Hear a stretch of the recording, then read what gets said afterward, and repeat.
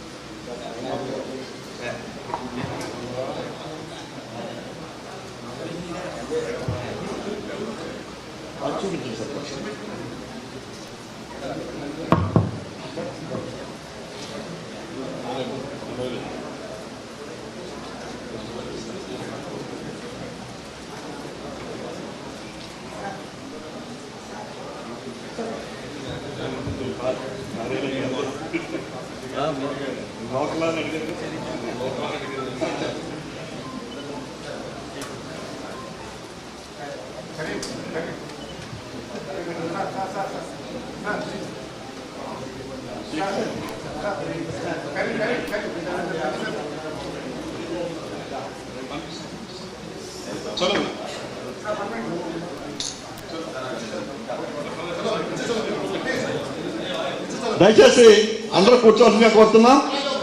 ఇవాళ చాలా అదృష్టం మన అందరితో వారు చంద్రబాబు నాయుడు గారు వారితో మనం ఈ రంజాన్ శుభ సందర్భంలో కలవటం చాలా అదృష్టంగా భావిస్తూ ఈ రాష్ట్రానికి ఒక శుభ సంకేతం.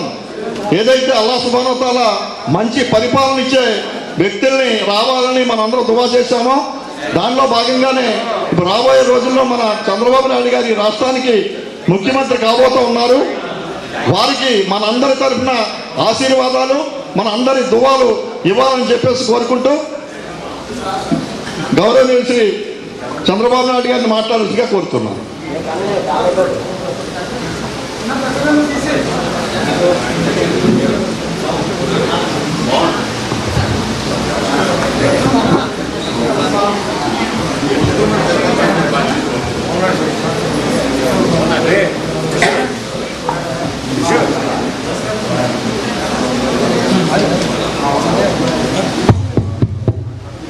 తమ్ముళ్ళు కొద్దిగా మీరంతా మీడియా పక్కకు రండి.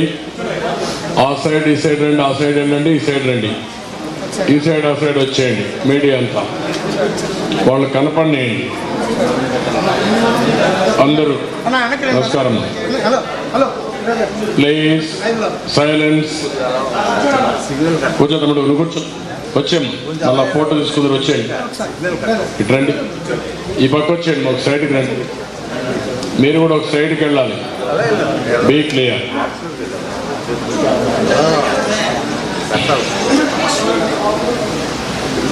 ఓకే.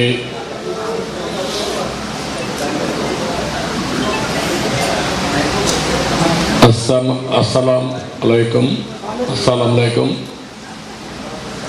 आप सबको रमज़ान मुबारक। చాలా సంతోషం.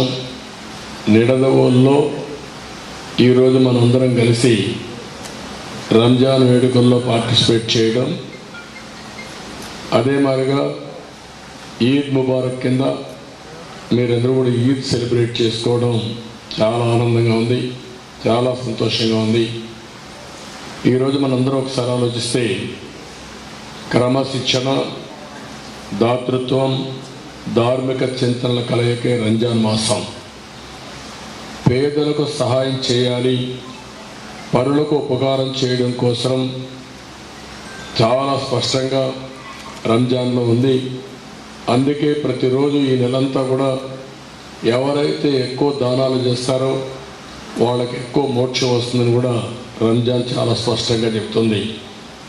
కఠోరమైనటువంటి క్రమశిక్షణతో సూర్యుడు ఉదయించమునిపై మీరు భోంచేసి మళ్ళా అస్తమించే వరకు మంచి నీళ్లు కూడా తాగకుండా మీరు దీక్ష చేస్తారు. అది ఒక బ్రహ్మాండమైనటువంటి అనుభవం కూడా, అనుభూతి కూడా.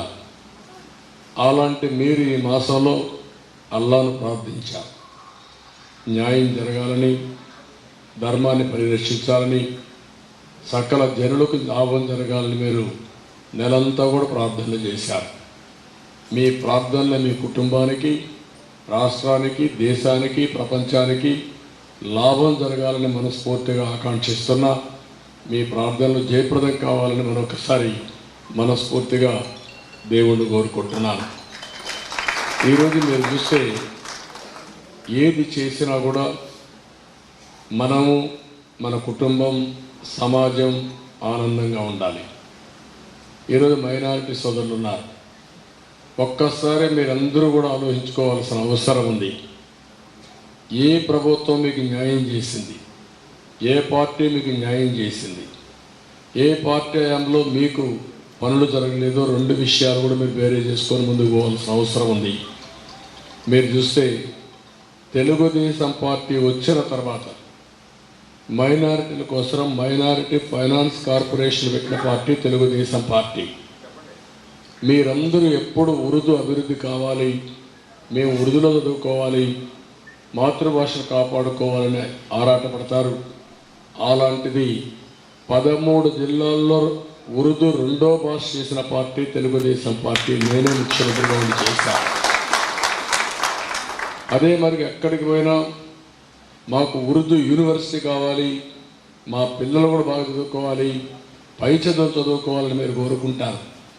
అందుకే హైదరాబాద్లో ఉర్దూ యూనివర్సిటీ పెట్టించాం. నేను మళ్ళీ రాష్ట్రం రెండుగా విడిపోతే నేను వచ్చి ఇక్కడ కర్నూలులో ఉర్దూ యూనివర్సిటీ ఏర్పాటు చేసిన పార్టీ తెలుగుదేశం పార్టీ. ఈ విషయం మీరు గుర్తుపెట్టుకోవాలి. తెలుగు రాష్ట్రాల్లో 2 ఉర్దూ యూనివర్సిటీలు ఉంటే 2 కూడా తెలుగుదేశం పార్టీ పెట్టిన యూనివర్సిటీసే. ఇంకొక పక్క మీరు చూస్తే ఆంధ్రప్రదేశ్లో ఉండే ముస్లిం సోదరులంతా మీరు ఎక్కడికో వెళ్ళేవాళ్ళు, ఇక్కడ గద్దాకి వెళ్ళాలంటే.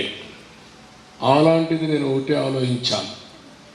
హైదరాబాద్లోనే ఆజ్ హౌస్ కట్టి ప్రత్యేక విమానాలు హైదరాబాద్ చేయించి నేనే అనేక సందర్భాలు అక్కడికి వెళ్ళి మీకు సెండ్ ఆఫ్ ఇచ్చిన విషయం మరొకసారి గుర్తు చేస్తున్నా. ఆ తర్వాత 2 రాష్ట్రాలు అయిన తర్వాత కడపలో, విజయవాడలో ఆజ్ హౌస్లు కట్టి అవి 2 కూడా డైరెక్ట్గా విమానాలు వేసి మీకు ఆర్థిక సహాయం కూడా పోయేదని ప్రయాణ ఖర్చులకు ఇచ్చిన పార్టీ తెలుగుదేశం పార్టీ. తర్వాత గవర్నమెంట్ ఆఫ్ ఇండియా కూడా ఇచ్చే పరిస్థితికి వచ్చారు. ఇవే కాకుండా ఈరోజు మీరు ఒకసారి చూస్తే పేద ముస్లింలు ఆదుకోవడానికి రంజాన్ తోఫా ఇచ్చాం.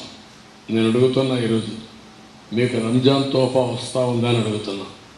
10 లక్షల మందికి ఇచ్చాం. పేద ముస్లింలు కూడా ఆనందంగా రంజాన్ జరుపుకోవాలని రంజాన్ తోఫా ఇచ్చిన పార్టీ తెలుగుదేశం పార్టీ. ఇదే కాదు, సంక్రాంతి రోజు కూడా మళ్ళా ముస్లిం సోదరులకు ఇచ్చి సంక్రాంతి కానుక కూడా ఇచ్చి 2 పండుగలు కూడా ఆనందంగా జరుపుకునేట్టుగా మీకు తోడ్పాటు చేసిన పార్టీ తెలుగుదేశం పార్టీ.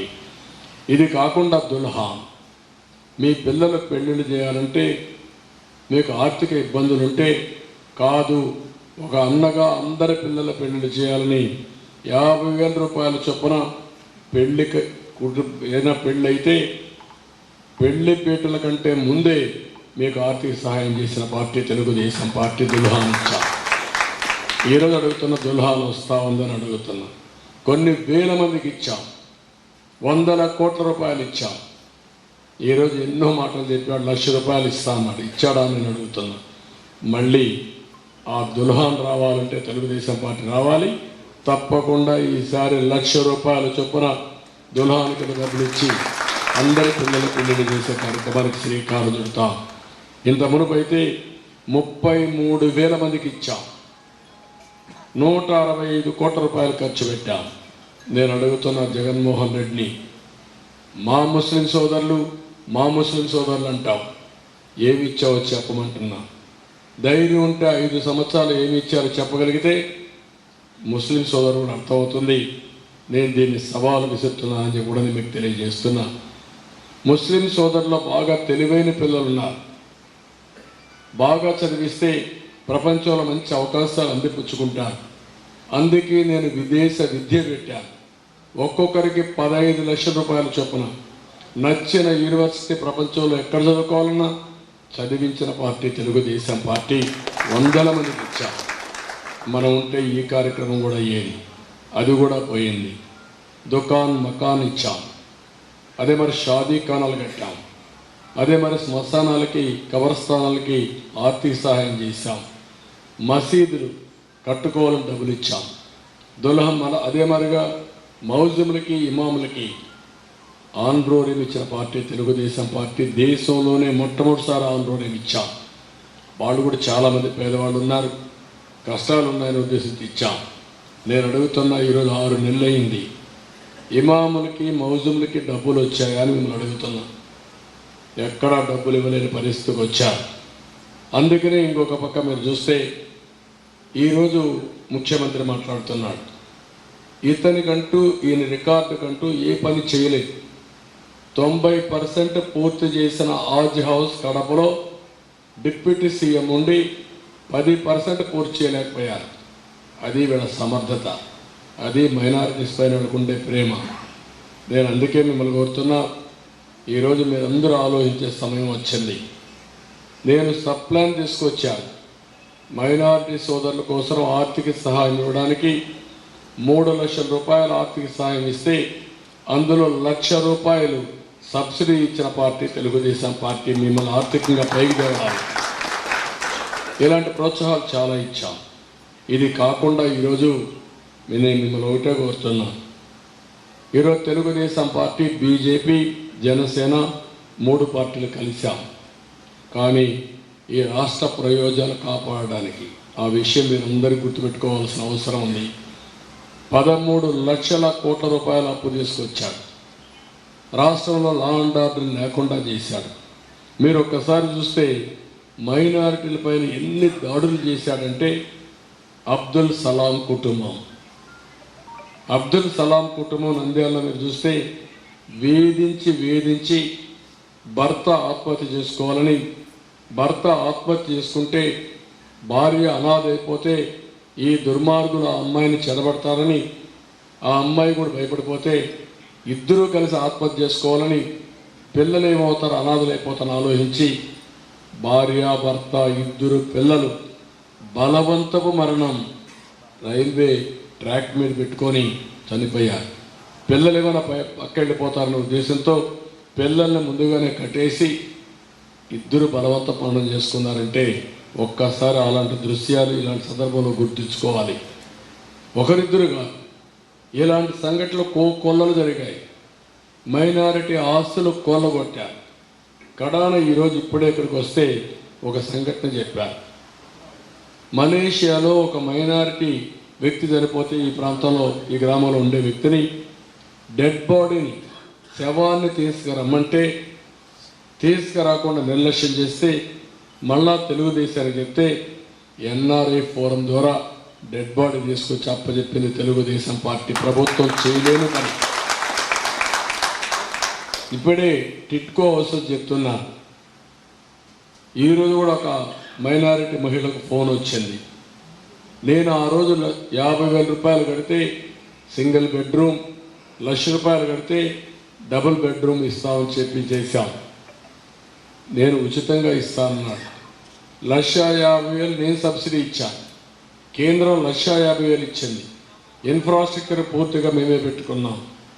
ఆ ఇన్ఫ్రాస్ట్రక్చర్ కూడా మీరు చూస్తే బ్రహ్మాండమైన ఇన్ఫ్రాస్ట్రక్చర్. టిట్కో హౌసెస్లో వెడల్పైన రోడ్లు, తాగేదానికి నీళ్లు, కరెంటు, డ్రైనేజ్, రోడ్డు, అక్కడ కమ్యూనిటీ హాల్స్ అన్నీ కట్టి గేటెడ్ కమ్యూనిటీతో సమానంగా కట్టి పేదవాళ్లకు ఆస్తి ఇవ్వాలనే ఉద్దేశంతో బ్రహ్మాండమైన ఇల్లు కడితే ఈరోజు వీళ్ళు వచ్చి ఆ ఆడబిడ్డల పేరుతో అప్పు తీసుకొచ్చారు. 50,000 కడితే 3,50,000 రూపాయలు అప్పు చేశారు. అప్పు చేస్తే వాళ్ళు నోటీసులు పంపించారు. ఇప్పుడు ఇల్లు మాత్రం పూర్తి కాలేదు, అప్పు మిగిలింది. ఇలాంటి సంఘటనలు కోకొల్లలు. రాష్ట్రం నాశనం అయిపోయింది. భద్రత అనే మాట లేదు, ఎవరికి రక్షణ లేదు. ఒక బానిసలుగా బతికే పరిస్థితికి వచ్చాము ఈ రాష్ట్రంలో. నాలాంటి వాడికి ఇబ్బందులు ఉంటే ఇంకా మీరు ఒక లెక్క అని మిమ్మల్ని అడుగుతున్నా. 14 సంవత్సరాలు ముఖ్యమంత్రిగా పనిచేసి, 15 ఏళ్ళ అపోజిషన్ లీడర్గా పనిచేసి, 30 ఏళ్ళు రాష్ట్రానికి సేవలు అందించిన నాలాంటి వాడిని ఇష్టానుసారంగా చేస్తూ ఉంటే ఇంకా సామాన్య ప్రజానీకానికి ఎవ్వరికి రక్షణ లేదు. అందుకే ఈ రాష్ట్రాన్ని కాపాడాలి, ప్రజలు గెలవాలి, కేంద్రం కూడా సహకారం ఉండాలనే ఉద్దేశంతో 3 పార్టీలు కూడా పొత్తు పెట్టుకున్నాం. నేను ఈ సందర్భంగా ఒకే విషయం మీకు గుర్తు చేస్తున్నా. 95-2004లో ఎన్డీఏలో ఉన్నాం. ఏ మైనారిటీ కూడా ఆంధ్రప్రదేశ్లో అన్యాయం జరగకుండా కాపాడిన పార్టీ తెలుగుదేశం పార్టీ. ఈ విషయం మీరు గుర్తుపెట్టుకోవాలి. అప్పుడే అభివృద్ధి సంక్షేమానికి నాంది పలికాం. మళ్ళీ 14-19లో ఆ రోజు కూడా పొత్తుంది. అప్పుడు కూడా మీకు ఎవ్వరికి అన్యాయం జరగలేదు.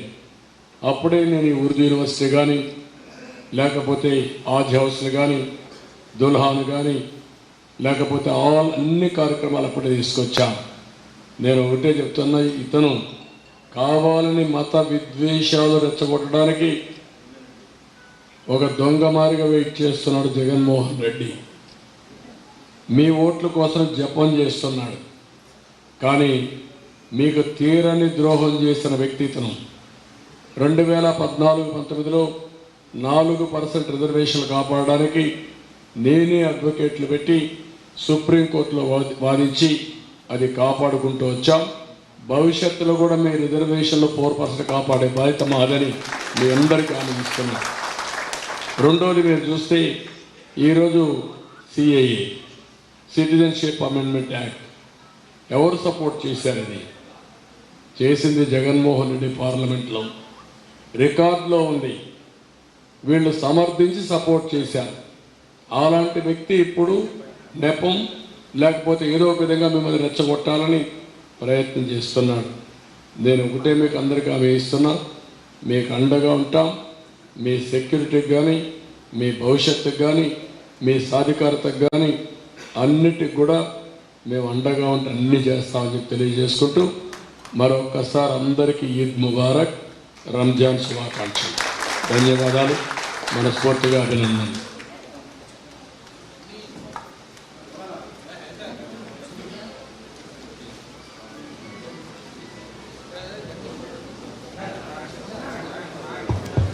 ఇప్పుడు మసీదుకి మనం 35 లక్షల రూపాయలు శాంక్షన్ చేశాం. ఈద్గాకి 10 లక్షలు శాంక్షన్ చేశాం. అవి కూడా నిలిచిపోయే పరిస్థితి వచ్చింది. మనం వస్తానే అప్పట్లో 35 లక్షలు, ఈసారి 50 లక్షలు ఇచ్చే బాధ్యత నాది. ఈద్గా కూడా 15 లక్షలు కానీ 20 లక్షలు ఇచ్చి పూర్తిగా అభివృద్ధి చేస్తామని చెప్పి మరొకసారి శుభ సందర్భంగా మీ అందరికీ మెసేజ్ ఇస్తాను. Thank you. రండి, ముందు దువా చేయమనండి. తర్వాత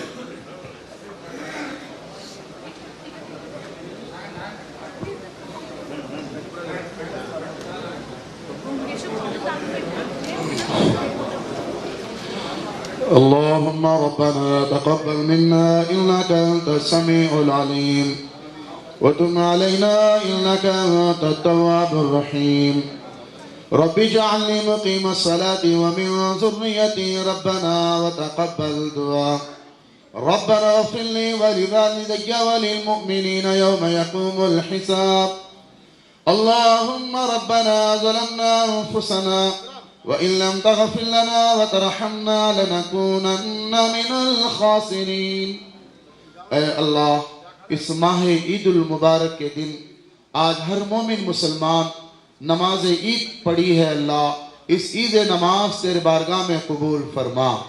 हुजूर सल्लल्लाहु अलैहि वसल्लम के सदक़े से आज ईद उल फितर हर मोमिन मुसलमान आपस में मुबारकबाद देते हुए आज ईद किया है। अल्लाह का लाख लाख एहसान और शुक्र है।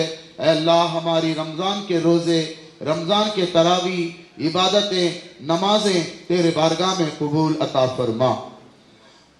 ऐ अल्लाह हुजूर सल्लल्लाहु अलैहि वसल्लम के सदक़े से जनाब हमारे सीएम साहब नारा चंद्रबाबू नायडू गारू आज इलेक्शन में जो कुछ भी आज वो मुख्यमंत्री सीएम होने की तौफीक अता फरमा और ज़्यादा से ज़्यादा इलेक्शन में हर मोमिन माइनॉरिटी हो कहीं भी हो अल्लाह उनको अच्छे से अच्छा जिताने की कोशिश करने की तौफीक अता फरमा और तेलुगु देशम पार्टी और अच्छे से अच्छा ज़्यादा से 170 सीट एमएलए के सीट आने की तौफीक अता फरमा और हर मस्जिद के मुतवल्ली और निर्दोल के हर मस्जिद के मुतवल्ली और हर मस्जिद के सदरात और जितने भी लोग हैं हर मोमिन मुसलमान सीएम चंद्रबाबू नायडू गारी के लिए दुआ करते हैं। उनको सेहत अता फरमा, तंदुरुस्ती अता फरमा और हर मुश्किलात को दूर फरमा, उनके हर तकलीफों को दूर फरमा